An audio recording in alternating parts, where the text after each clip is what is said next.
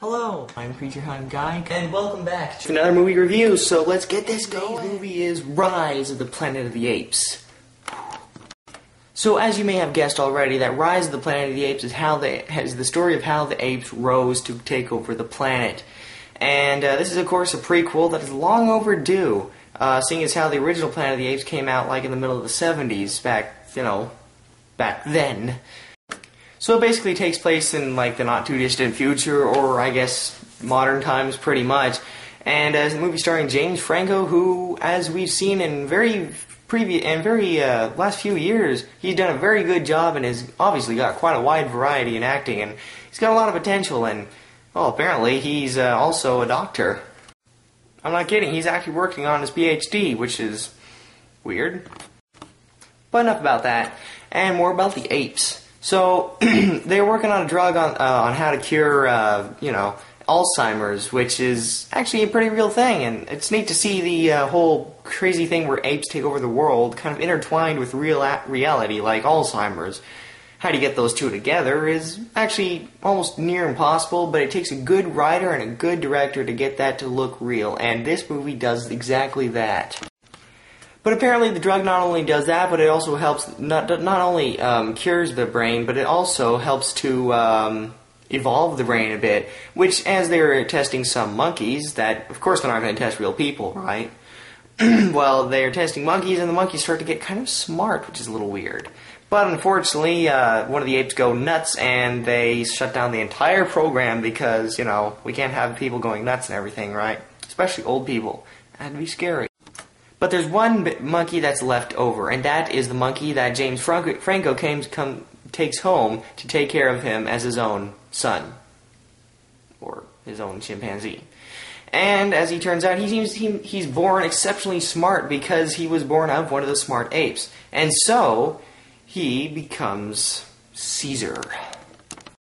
Well, one night James Franco's feeling kind of down, so he decides to shoot up his dad with some of this smart juice, and next morning he's all, smart and everything, like playing the piano like Beethoven and all that kind of stuff. So he takes back to his boss and shows him that not only the brain can be cured, but it can also be expanded and evolved and made better, pretty much. So they hear the cha-ching in their ears, and they want to go on and push the project forward, and it's like, our mistake. Well, meanwhile, Caesar's growing older and getting up to be an older ape, and he accidentally flips out on somebody who flipped down on the old man and accidentally bites off his finger. Ow! He's going to be needing that, if you can know what I mean. So they take him to an ape preserve where they are, or in the middle of the city, where the guys just treat him like scum, especially coming from one guy who you would basically pretty much expect this kind of treatment from. And if you've already seen the movie, then you know who I'm talking about, and you know that he deserved to die. So what Caesar does next is he pretty much rallies the other apes together and makes them, just starts giving, speeches and in a monkey, of course, and start just, making them get all excited and went into, revolt and revolution. And one day one night actually, he breaks out of the, he breaks out and pretty much, gets the smart juice and makes all the other apes smart. And that is how the apes rose. Now, I don't want to give away the entire rest of the movie because I hate spoilers, and I know everyone else does too. So what I'm just going to say is that this movie ends at a good time. It ends where I didn't know how far they were going to go with this sequel, and if they're going to go all the way or just kind of stop short or something. And there's definitely room for a sequel to this prequel, which sounds weird, but it would work, just trust me. Or they could just leave it like this, and it'd be a bit empty, but I guess it could work. But I really am expecting them to make a sequel that will eventually fill in the gap between here and there. So that's pretty much it. Now, what did I think of the story? The story was great. In my opinion, it's the best Planet of the Apes movie yet. And for one thing, the apes look real. They don't look like people in costumes with Botox lips and hair glued on. They actually look real.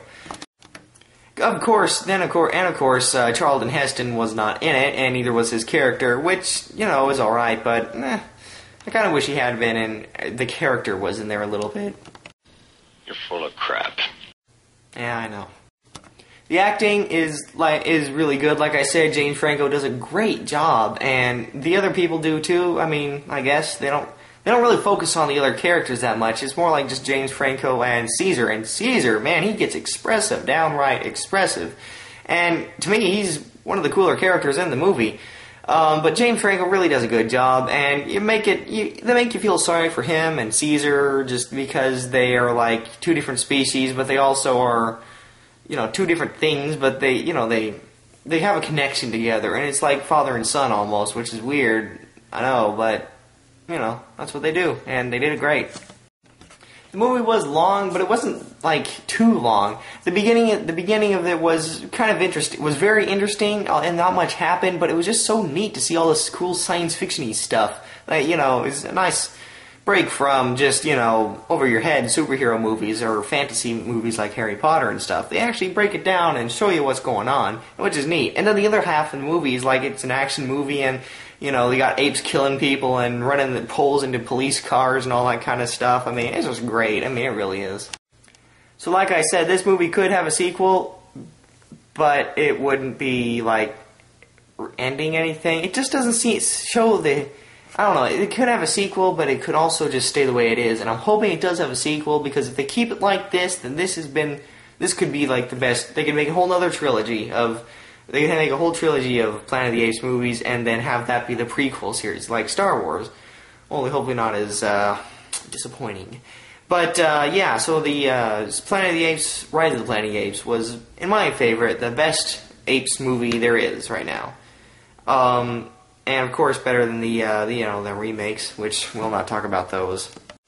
So what's your opinion? Have you seen Rise of the Planet of the Apes or any of the Apes movies? If you haven't, then I would say watch this one first, because you don't have to know anything about Planet of the Apes to watch this one. Like I said, it's a prequel. It tells how everything started off. So you can go into it a complete novice to Planet of the Apes lore, and basically continue from there on to the rest of the movies, and you'll have a great time, I'm really sure. It's about 2 hours long, which sounds long, but it's, like I said, it's like the first half is real interesting science fiction-y stuff, and the other half is just action and total ape awesomery. I mean, it's just awesome. So, yeah, that's pretty much it about that. So as far as movies go right now, it's out, and it's a little sparse otherwise if you haven't seen Captain America or Cowboys and Aliens or other things like that. So I would definitely say go watch Planet of the Apes, because it's probably your best bet for this weekend. Anyway, I'm Creature Hunt Guy on the Creature Hunt Show, keeping you informed. I'll see you later.